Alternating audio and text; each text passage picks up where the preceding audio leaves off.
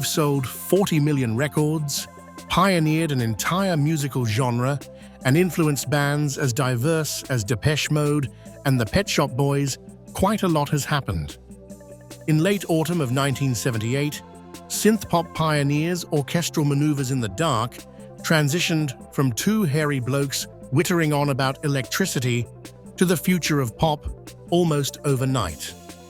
The rise of two 16-year-olds from the small Wirral village of Meols into the musical stratosphere might have had much to do with their esoteric band name.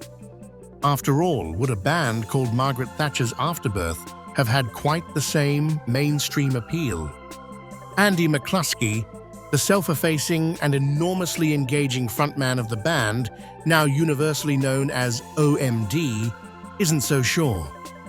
There's a story about the origins of OMD that Andy had long believed was apocryphal until he bumped into the one person who would know, Lindsay Reed, the former wife of musical impresario, record label owner, TV presenter, and nightclub manager Tony Wilson.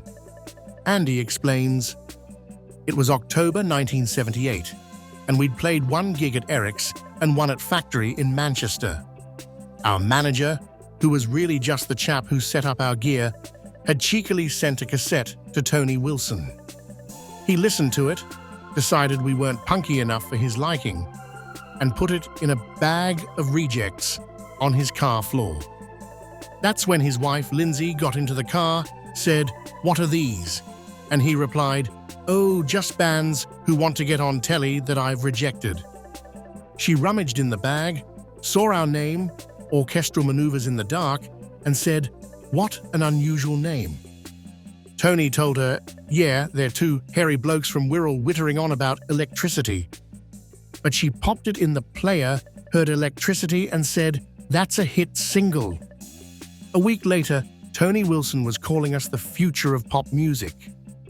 Without that stroke of luck, or our name, who knows?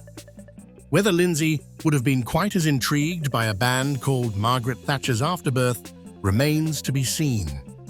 The late 70s was an era of surreal Scouse band names. Teardrop Explodes, Echo and the Bunnymen, A Flock of Seagulls, and Dalek I Love You made contemporaries like China Crisis and Wah Heat Sound positively prosaic by comparison. That was definitely an Eric's thing, said Andy. Punks didn't go to Eric's. It was a weirdo art school thing. Very pretentious, very crazy. Everyone was into Bowie and Roxy. When we first knocked at the door and asked to play there, fortunately Pete Fulwell answered. Roger Eagle would have frightened the life out of us. We'd written some songs and said, "Can we come and play them the way they should be played?" He said yes, but asked, "What are you called?" And we didn't have a name. My bedroom wall at home was like my diary, where I scribbled things, including future tracks, and one was going to be called Orchestral Manoeuvres in the Dark. It was preposterous but fitted the art school theme, so we went with that. It was just as well, because right underneath Orchestral Manoeuvres in the Dark was written Margaret Thatcher's Afterbirth. That first gig was on October 12, 1978, in front of about 30 largely aloof rivals. The late 70s was an astonishingly creative period musically on Merseyside. Between October and November 1978, Teardrops, the Bunnymen, Wiley, and ourselves all played their first gigs, added Andy. They all had a rivalry, but I don't think we were part of that. They were actually quite nice to us. But I think that was largely patronizing because they didn't see us as a threat. The hardest thing was playing Eric's on a Thursday night. Nobody would come near the stage. There would only be about 30 people in there. They wouldn't come past the pillars, and they'd look and say, "Yeah, okay, but not as good as our band." The summer of '78 changed us.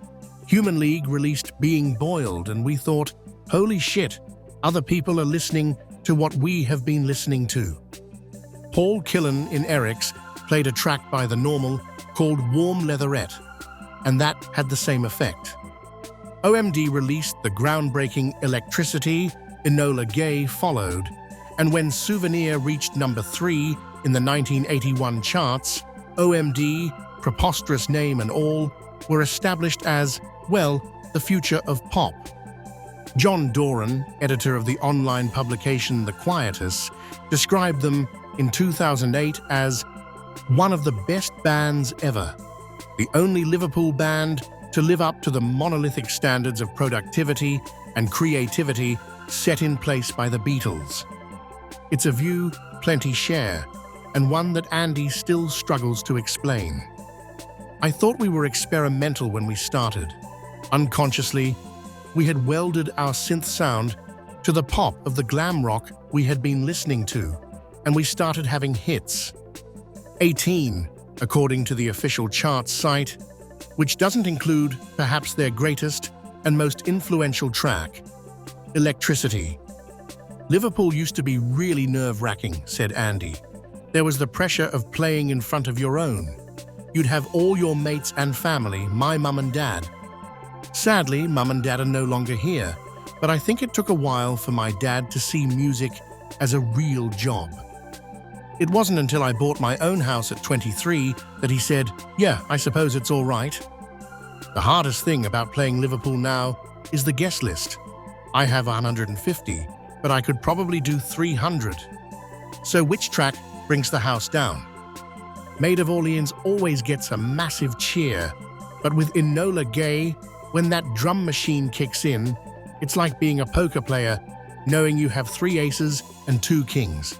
Sometimes we start gigs with it. Remember the TV program It's a Knockout? Jeux sans frontières? It's like playing your Joker on that. Andy did exactly that 43 years ago when he opted for Orchestral Manoeuvres in the Dark ahead of Margaret Thatcher's Afterbirth. And OMD are still reaping the rewards.